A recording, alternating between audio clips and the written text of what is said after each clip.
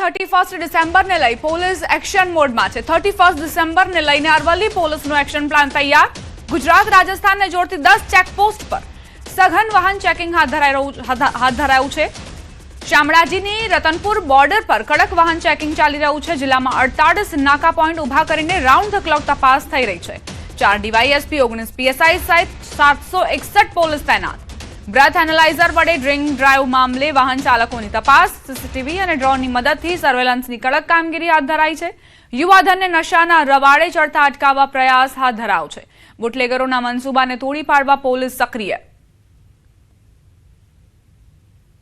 આગામી 31 ડિસેમ્બર ની ઉજવણી અનુસંધાને અરવલ્લી જિલ્લામાં કાયદો અને વ્યવસ્થાની પરિસ્થિતિ જળવાઈ રહે તે સારું અરવલ્લી જિલ્લા જે છે રાજસ્થાનની બોર્ડરને અડીને આવેલો હોય, અસામાજિક તત્વો દ્વારા પ્રોહિબિશન તથા નશીલા પદાર્થોની હેરાફેરી કરતા ઇસમોને અંકુશમાં લેવા તથા તે અનુસંધાને પરિણામલક્ષી કાર્યવાહી કરવા માટે જરૂરી સૂચનાઓ આપવામાં આવેલ છે। 31 ડિસેમ્બર પહેલા ગુજરાત રાજસ્થાનની બોર્ડર ઉપર પોલીસ દ્વારા એક્શન પ્લાન કરી દેવામાં આવ્યો છે। અરવલ્લી જિલ્લા પોલીસ કાફલો તૈનાત કરી દેવામાં આવ્યો છે। તમને દ્રશ્યો પહેલાં બતાવી દઈશ કે હાલ હું રતનપુર બોર્ડર ઉપર છું, શામળાજી પાસેની।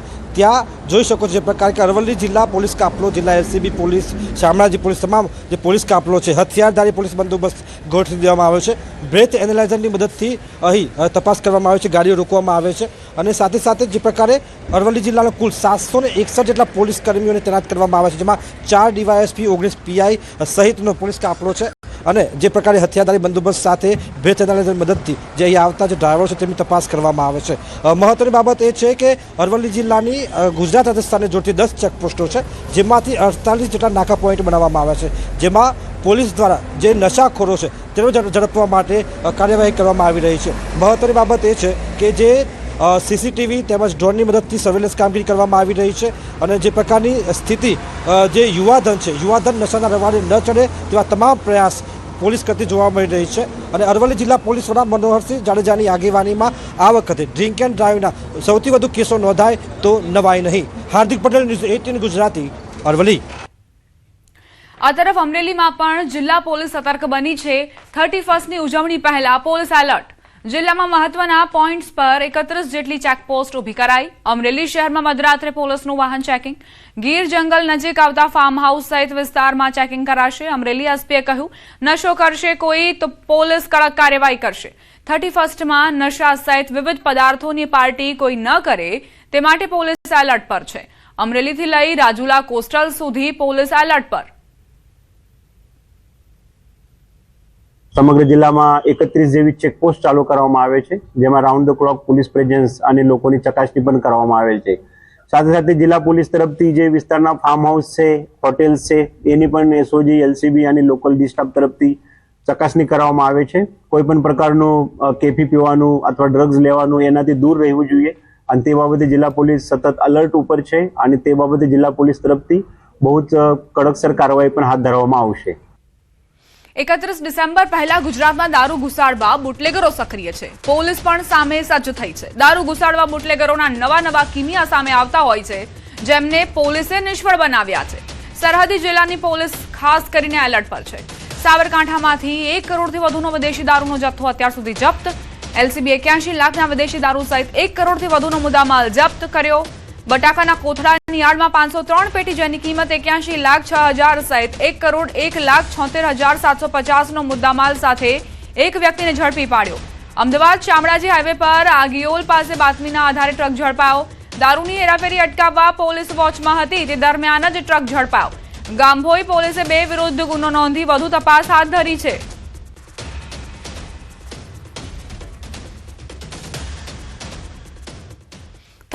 ને લઈ પોલીસની ચાંપતી નજર। ગુજરાત રાજસ્થાનને જોડતી સરહદો ઉપર પોલીસનો ચાંપતો બંદોબસ્ત।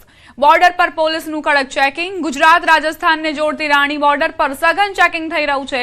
વિજયનગરની Rani border, Khokhra border, Daiya border, Ghata border, Dalpatpura border પર સઘન ચેકિંગ। રાજસ્થાનથી ગુજરાતમાં પ્રવેશતા તમામ વાહનોનું ચેકિંગ થઈ રહ્યું છે। નશાના દૂષણને રોકવા માટે પોલીસ એક્શનમાં છે। તમામ ગતિવિધિઓ પર સતત પોલીસની બાજ નજર। સતત ખાનગી એજન્સીઓ પણ વોચ રાખી રહી છે. પોલીસ સર્વેલન્સ ટીમો સહિત ખાનગી એજન્સીઓ એલર્ટ પર છે. 31 ડિસેમ્બર પહેલા પોલીસની કડક કામગીરી સામે બુટલેગરોમાં ફફડાટ ફેલાયો છે.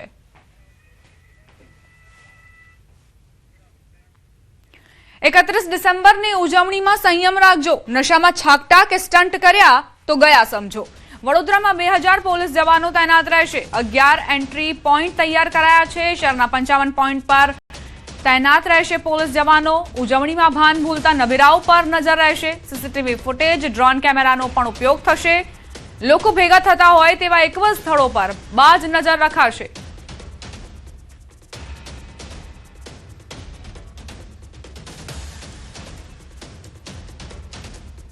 મહેસાણામાં ઓએનજીસીના ક્રૂડ ઓઇલ ચોરીનું કૌભાંડ ઝડપાયું. સાંથલ પોલીસને મળી મોટી સફળતા. બાતમીના આધારે ક્રૂડ ઝડપી પાડ્યું. ઓઇલ ચોરીનું કૌભાંડ ઝડપાયું. ઓએનજીસીના ઓઇલ ટેન્કર ઘરે લાવીને ઓઇલ ચોરી કરતા હતા. પોલીસે 24 લાખનો મુદ્દામાલ સાથે એક આરોપીની ધરપકડ કરી. હજુ 3 આરોપીઓ પોલીસ પકડથી દૂર છે.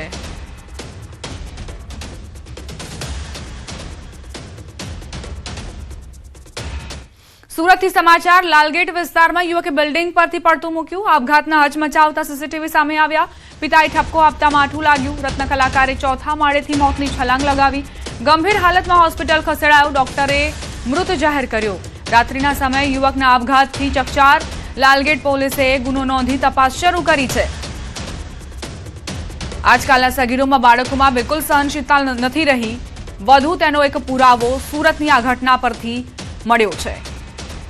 આ વ્યક્તિએ એટલે પડતું મૂક્યું કારણ કે તેના પિતાએ તેને ઠપકો આપ્યો હતો. તે સહન ન થતા તેણે આપઘાત કરી લીધો અને આપઘાતના હચમચાવતા આ દ્રશ્યો જે સામે આવ્યા છે.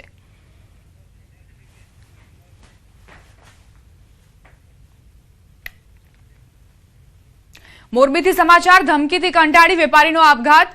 3 ઈસમોએ ધમકી આપતા આપઘાત કર્યો. મૃતકના બનેવી અન્ય વ્યક્તિને ઉછીના પૈસા આપ્યા હતા. 1.26 કરોડ આશિષ નામના વ્યક્તિને આપ્યા હતા. જે રકમની ઉઘરાણી મૃતક કરતા હતા અને ઉઘરાણી દરમિયાન 3 શખ્સોએ ધમકી આપી. મૃતકની રેકી કરતા કંટાળી આપઘાત કર્યો. પોલીસે કાર્યવાહી હાથ ધરી છે.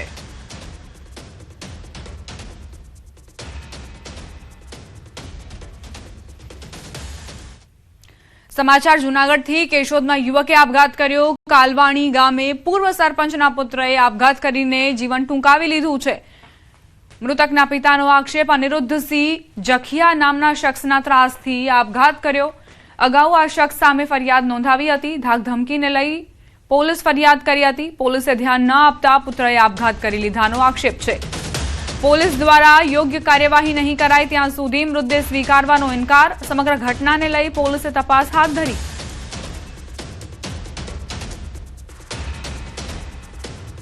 તો મારો દીકરો ગરમ ભાવ ખાઈ ગયો. દબાણના હિસાબે અનુરૂપસિંહ જખિયાએ આજ 5 વાગ્યાને કીધું હતું કે તમને બાપ દીકરા બેને મારી નાખવા. એટલે હું એ કહેવા જ પછી આવતો નહીં. મારા દીકરાએ મને કીધું ખાલી દીકરા હું બધો મારી લઉં શાકભાજી. કોણ મારો આવે હું બેઠો.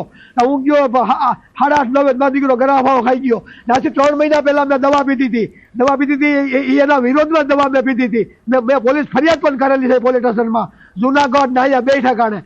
ભાઈ શું કારણે દવા પીધી મેં પછી લખાયું કે અનુરૂપસિંહ ભોજુભાઈ જખિયા અમને મારી નાખે છે. એનો વિડીયો પણ ફરે છે. મારા દીકરાએ વિડીયો મૂક્યો હતો. એમાં પોલીસે મારા દીકરાને પકડી લીધો હતો. કેશોદની પોલીસે વન સાઈડ આલી હતી.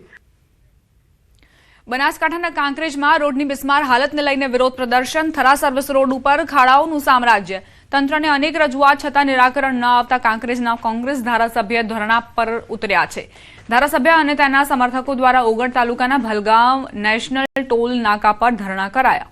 અમૃતજી ઠાકોર અને સમર્થકોને ડિટેન કરી પોલીસ સ્ટેશન લઈ જવાયા હતા. સ્થાનિકો 2 વર્ષથી રજૂઆત કરી રહ્યા છે. છતાં સર્વિસ રોડ પર પડેલા ખાડાઓ તેમજ ડ્રેનેજ સિસ્ટમ રિપેર કરવામાં ન આવતા ધારાસભ્ય સાથે વેપારી અને સ્થાનિકોએ જોડાઈને ધરણા કર્યા. ભલગામ ટોલ નાકા પર હલ્લાબોલ સાથે સૂત્રોચ્ચાર કર્યા હતા. ટોલ પ્લાઝાના મેનેજરે જણાવ્યું હતું કે ટૂંક સમયમાં ખાડાઓ પૂરવાની કામગીરી પૂર્ણ કરવામાં આવશે.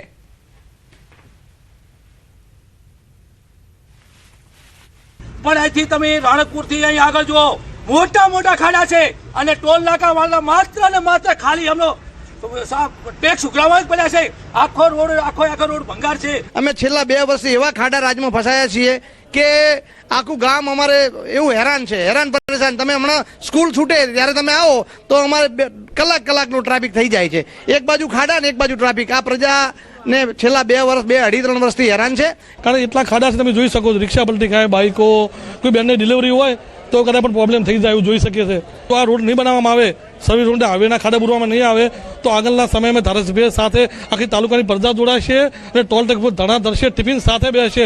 नेशनल हाईवे के जो गड्ढे वगैरह हैं उनको जल्दी से जल्दी रिपेयर कराया जाएगा, ऐसा की वादा किया जा रहा है कि जल्दी से जल्दी जनवरी के महीने में पोर्टल्स को कंप्लीट किया जाए. पहले पोर्टल कंप्लीट होंगे, उसके बाद में सारे काम चालू होंगे. फिर उसके बाद जब पोर्टल खत्म हो जाएंगे तो सारी ड्रेनेज जो थरार सर्विस रोड की हैं उनको दोबारा से डिसमेंटल करके न्यू बनाया जाएगा. સાબરકાંઠાના વડાલીના ભજપુરા ગામના ખેડૂતે ગાય આધારિત પ્રાકૃતિક ખેતી કરીને લોકોને શુદ્ધ ફળ આપવાનું કાર્ય શરૂ કર્યું છે. આ ખેડૂતો શાકભાજી સહિત જામફળ અને સીતાફળનું વાવેતર શરૂ કરીને અધધ આવક મેળવી રહ્યા છે. આ ખેડૂતોને બાગાયત વિભાગ દ્વારા સહાય મળે છે. ઉપરાંત ડ્રીપ ઇરિગેશન અને ફળના છોડ માટે પણ સહાય મળતી હોય છે. એમ કુલ 3 પ્રકારની સહાય થકી ખેડૂતો પ્રાકૃતિક ખેતી તરફ વળ્યા છે. બજારમાં પણ તેના સારા ભાવ અને મીઠાશવાળી રહેતા ગ્રાહકો પણ આ ફળ આરોગી રહ્યા છે. આજે ચોથું વર્ષ હું બાગાયતમાંથી લાવ્યો છોડ જે અમે મળ્યા એમાં બાગાયતમાં મને છોડ ઉપર સહાય મળી હતી અને એરિગેશન ડ્રીપમાં સહાય મળે છે અને પ્રાકૃતિક ખેતી કરવાથી બી સહાય મળે છે. અને પ્રાકૃતિક ખેતીથી અમે કર્યો છે એટલે એની અંદર મીઠાશ અને લોકો જે અમારા રોડ ઉપર ભાઈ ઉભો રહેશે તે લોકો લગભગ 10 કિલોમીટરથી આની મીઠાશ એક વખત ચાખ્યા પછી ફરીથી આના માટે જ આવશે ને એડવાન્સમાં બુકિંગ કરાવશે કે મારા આ કિલો કે 5 કિલો જે જમફળ જોઈ છે એ અમારે તમારે બુકિંગમાં આપવો પડશે. અને આમાં ખરેખર બધા જ ભાઈઓને મારી નમ્ર વિનંતી છે કે બધા થોડું બાગાયત કરો. જામફળ 100 રૂપિયા કિલો અમે બજારમાં મળતા જ હોય છે અને એ વસ્તુ કહો એના કરતાં પ્રાકૃતિક વસ્તુ કહો તમારા પરિવાર માટે બી સારું અને એ વસ્તુ તમારા શરીર માટે બી સારું જ છે. અને જે વસ્તુ બજારમાં મળે છે એના કરતાં તો ઘણી સારી અને મીઠાશ બી એટલી છે. અને એક જામફળ ને સીતાફળ તમે જુઓ તો 1 કિલો એટલો વજન જેટલો છે, મોટા સીતાફળ. મોરબીમાં ખેડૂતને હની ટ્રેપમાં ફસાવી લાખોની લૂંટને અંજામ. ખેત મજૂર રાખવાના બહાને સંપર્ક કરી મહિલાએ ખેડૂતને ફસાવ્યો. વાંધાજનક વિડીયો બનાવી જાનથી મારી નાખવાની ધમકી આપી, ફોટા વિડીયો વાયરલ કરવાની ધમકી આપી 1.14 કરોડની માંગણી કરી. ટોળકીએ ખેડૂત પાસે સોનાના બિસ્કિટ અને ચેન સહિત 53.50 લાખ પડાવ્યા. ખેડૂતને હની ટ્રેપમાં ફસાવનાર ટોળકીના 5 આરોપીની ધરપકડ કરાઈ છે. હજુ મુખ્ય મહિલા આરોપી સહિત 3 આરોપીઓ ફરાર હોવાની જાણકારી. પોલીસે ફરાર આરોપીઓને પકડવા ચક્રો ગતિમાન કર્યા. મુખ્ય મહિલા આરોપી સામે અગાઉ જસદણમાં પણ ગુનો નોંધાયો છે. બાતમાં ભીડીને અને બીજા જે એના સાગરીતો છે તે એના અશ્લીલ ફોટો વિડીયો તેઓના ઉતારી લઈને પછી એમને બ્લેકમેલ કરવાનું શરૂ કર્યું હતું, જેમાં શરૂઆતમાં તેમની પાસેથી 2.5 તોલાનો સોનાનો એક અછોડો અને 1 લાખ રૂપિયા રોકડા લઈ લીધા હતા. અને ત્યારબાદ ટુકડે 100 ગ્રામનો એક એવા 4 સોનાના બિસ્કિટ તેમની પાસેથી કઢાવ્યા હતા.